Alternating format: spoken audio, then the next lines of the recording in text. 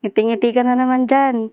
Ka-chat mo na naman yung matandang boyfriend mo na halos kasing edad ko na hindi naman magawang magpakilala.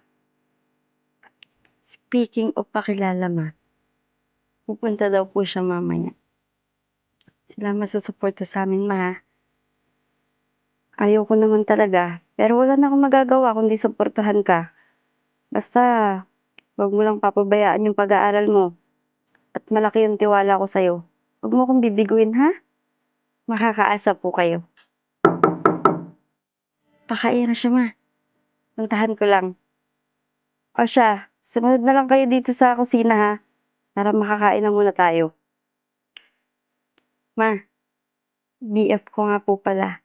O tara, kumain na tayo.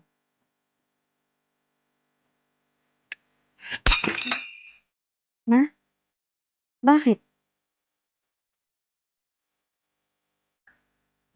Nanay mo siya?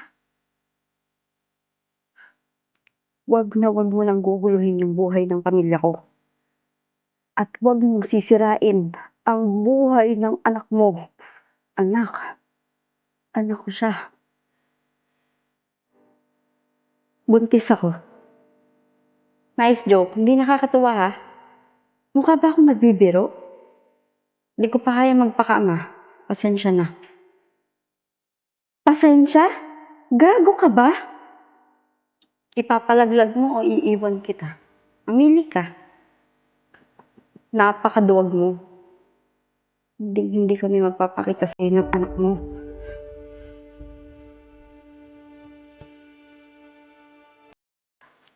Ate, saan po yung dating nakatira dito sa bahay na 'to? Ay naku iho, kakaalis lang. Umalis na po? Alam niyo po kaya kung saan nagpunta? Hindi eh. Sige, salamat po.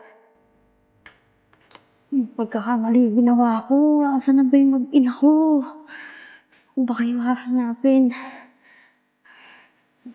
Anak, layuan mo yung taong yan.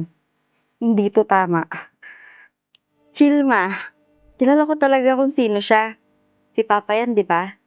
Lagi kasi siya nagmamanman dito sa bahay natin ng mga nakaraang buwan pa.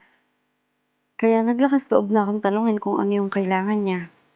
Pasensya na. Huwag kang magagalit sa anak natin. Matagal kasi kitang hinanap.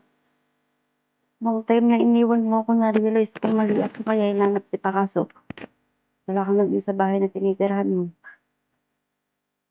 Ito lang kasi yung alam kong paraan para makausap ka eh. Pag sinabi ko po kasing kilala ko na si Papa, baka palayuin niyo ko. O kaya lumipat-lipat na naman tayo ng tirahan. Hindi naman natin pwedeng takasan lagi si Papa, di ba?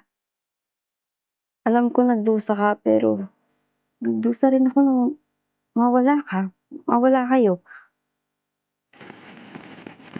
Matagal na taon na pero sana mapatawad mo ako.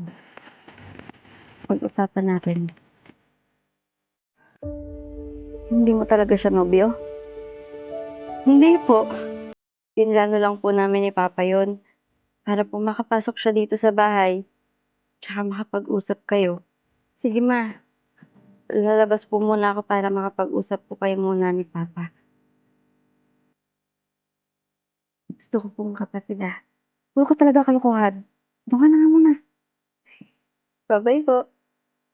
Ikaw, dami kang utang na pagbabayaran ah. Laki-laki na ginastos ko dyan sa anak mo. Oo, babayaran ko yung utang na yun. Magkano ba? Tsaka, yung request ng anak mo. Kapatid daw. Ano ka, sinaswerte? Manligaw pa.